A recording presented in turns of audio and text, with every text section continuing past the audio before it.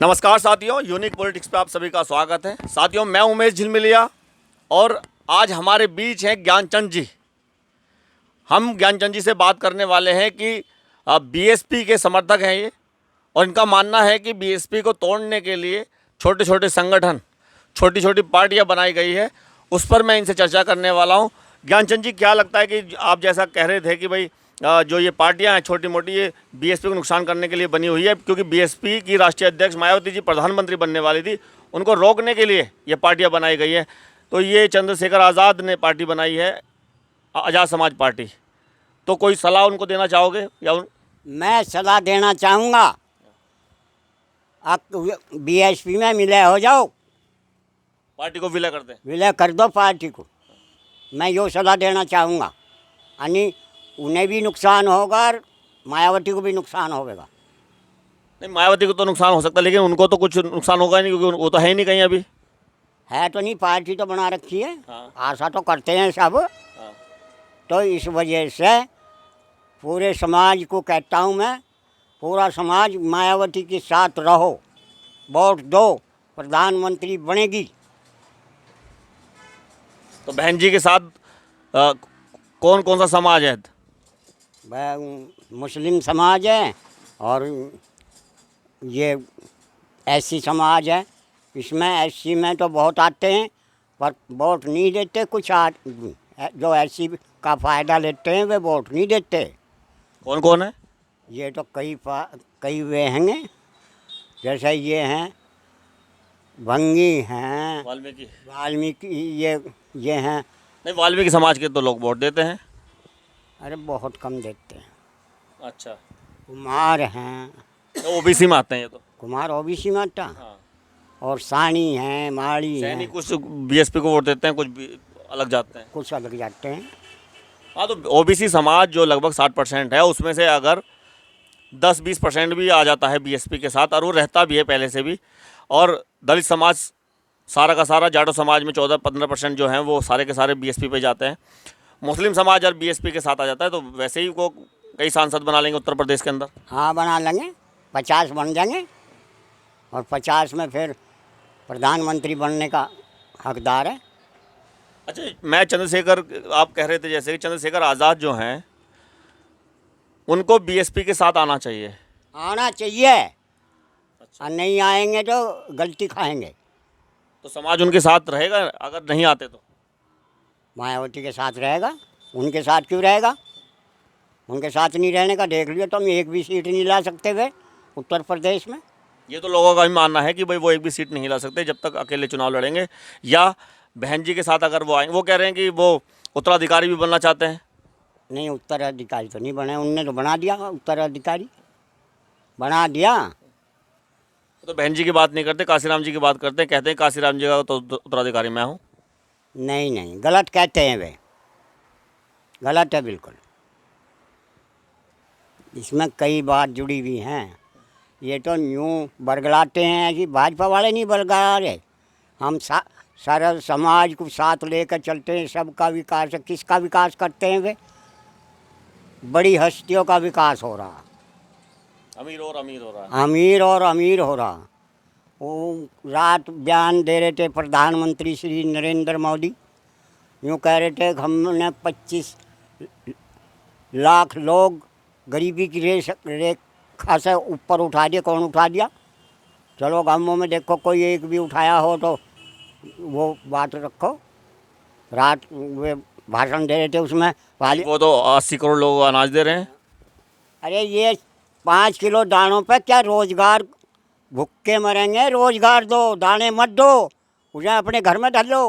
बहन जी तो कह रही हैं गुलाम बना रहे हैं राशन दे के। हाँ, गुलाम तो बना ही रहे, ये तो फकीर बना रहे हैं, मांगेंगे। फिर गरीबी रेखा से ऊपर कहाँ, तो नीचे जा रहे हैं। नीचे जा रहे हैं भाई, रोजगार नहीं दिया। जो आदमी आज 5 किलो अनाज पे जी रहे हैं 80 करोड़ लोग, तो इसका मतलब तो वो भुखमरी की तरफ जा रहे हैं, गरीब। और भुखमरी की तरफ जा रहे हैं। देखो पेपर में देख लो, जो यूँ कह रहे हैं हम इतना रोजगार देंगे, किसे दिया रोजगार?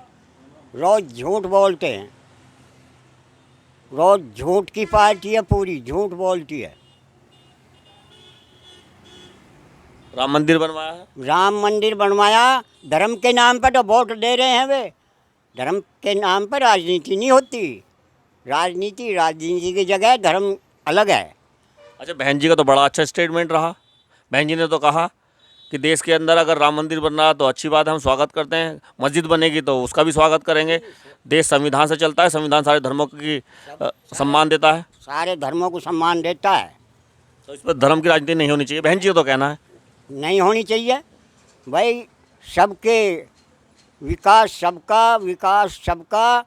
सब ईसाई हैं या सिख हैं या जो भी है, धर्म की राजनीति मत करो। अभी तो भाजपा तो धर्म की राजनीति कर रही है। उसकी धर्म की राजनीति में वोट मांग रही है। वहाँ कहा जा रहा है कि भाई देखो, देश को आगे ले जाएंगे।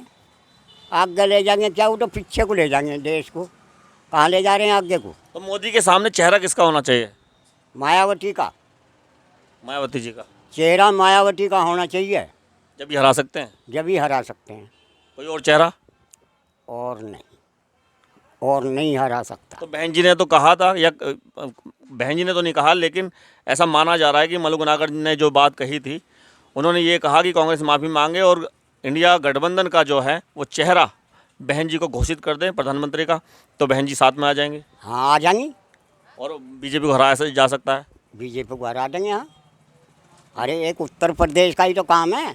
उत्तर प्रदेश में हरा दो और छुट्टी। देखो क्या होता।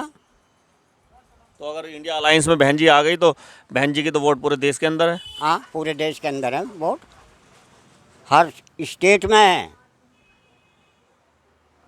तो बहन जी को चेहरा बनाना चाहिए। हाँ, बहन जी को चेहरा बनाना चाहिए। अगर नहीं बनाएंगे तो बहन जी अकेली लड़ेगी। हाँ, वो तो बनेगी। उन्होंने कहा दिया। इसी वजह से तो राष्ट्रपति को कहा था भाजपा वालों ने, राष्ट्रपति पद को। वो कहा थी मैं नहीं लड़ूंगी। नहीं, ये तो वैसी ही अफवाहें थी, ऐसा तो नहीं था। ये तो चलती हैं जिससे कि लोग, समाज के लोग जो वोट देते हैं बीजेपी को या अन्य पार्टी को वोट देते हैं, ये तो इसलिए कहा जाता है। ये तो राजनीतिक स्टंट होते हैं कहने के लिए, ऐसा कुछ नहीं था। चलिए, उस बात को हमें नहीं। मायावती ने खुद ने कहा मैं राष्ट्रपति का पद नहीं ले सकती। नहीं तो राष्ट्रीय अध्यक्ष हैं राष्ट्रीय उसकी बीएसपी की, तो वो क्यों राष्ट्रपति बनेंगे? नहीं बने। प्रधानमंत्री बनना है उनको। प्रधानमंत्री बनना यानी एक फिर छुट्टी हो जाएगी 5 साल में, फिर किसी चुनाव को नहीं लड़ सकते। एक फिर अच्छा, बस राष्ट्रपति बन जाओ, फिर कोई चुनाव नहीं लड़ेगा कोई भी। कौन बन जाओ? हाँ, राष्ट्रपति। जो बन जाता है हाँ, वो फिर चुनाव नहीं लड़ता है। अच्छा। आखिरी स्टेज है वो। अब मुझे ये बताइए कि जो, जैसे मैंने बात करी चंद्रशेखर आज़ाद की आपसे, कि चंद्रशेखर आज़ाद ने पहले भीम आर्मी बनाई, बाद में आज़ाद समाज पार्टी बना ली। तो चंद्रशेखर आज़ाद कहते तो हैं कि बहन जी को मैं माँ मानता हूँ, ये या वो मैं उनके साथ दे दूँगा, बहन जी मुझे बुलाती नहीं। वो कभी गए भी हैं या नहीं? वो कभी गया ही नहीं। वैसे ही कह रहे हैं। वैसे ही कहता नहीं। गया हो तो मुझे बताओ, कौन सी तारीख, कौन से महीने में गया, कौन से सन में गया। तो मीडिया में क्यों कह रहे हैं? मीडिया में झूठी अफवाह करता है वो। जिससे वोट मिल जाए बसपा की। हाँ हाँ, वो बसपा के वोटर हैं, उनकी वोट मिल जाए। हाँ, जहाँ से वो पार्टी बना रहा है ना, वहाँ तो बसपा के बहुत वोट हैं। जहाँ चुनाव लड़ने की बात करें नगीना में? नहीं, नगीना में तो नहीं। सहारनपुर सहारनपुर में तो बीएसपी का ही सांसद है। हाँ, बीएसपी का ही सांसद है। वहाँ बहुत वोट है और बीएसपी का ही रहेगा फिर भी। देख लिया तुम। चुनाव तो वहाँ से लड़ने वाले हैं, वो नगीना से। कौन? यही चंद्रशेखर आज़ाद। वो लड़ो जाओ, हारेगा। जनता कहती है कि बीएसपी को कमज़ोर करने के लिए वो जहाँ बीएसपी के ज़्यादा पकड़ होती है वहीं से चुनाव लड़ते हैं। गलत कर रहा वो, गलत कर रहा। अब भी उसके साथ आओ, सलाह लो उसकी, जहाँ वो बतावे वहाँ भरो टिकट। चलो ज्ञानचंद जी, बहुत बहुत धन्यवाद। मुझे ये बताइए कि प्रधानमंत्री बहन जी बनने वाली हैं इस बार? हाँ, मेरी तो पूरी आशा है। उम्मीद करते हो आप? हाँ, पूरी उम्मीद है मेरी। कितनी सीटें जीत रही हैं? 50। चलिए, बहुत बहुत धन्यवाद ज्ञानचंद जी। ज्ञानचंद जी ने कहा कि बीएसपी की राष्ट्रीय अध्यक्ष मायावती जी प्रधानमंत्री बनेंगे और मेरी आशा है कि वो प्रधानमंत्री बने, इनका आशीर्वाद भी है और 50 से ज़्यादा सीटें बीएसपी ला सकती है। अगर ऐसा होता तो शायद मायावती जी प्रधानमंत्री ही बनेंगी। बहुत बहुत धन्यवाद, नमस्कार।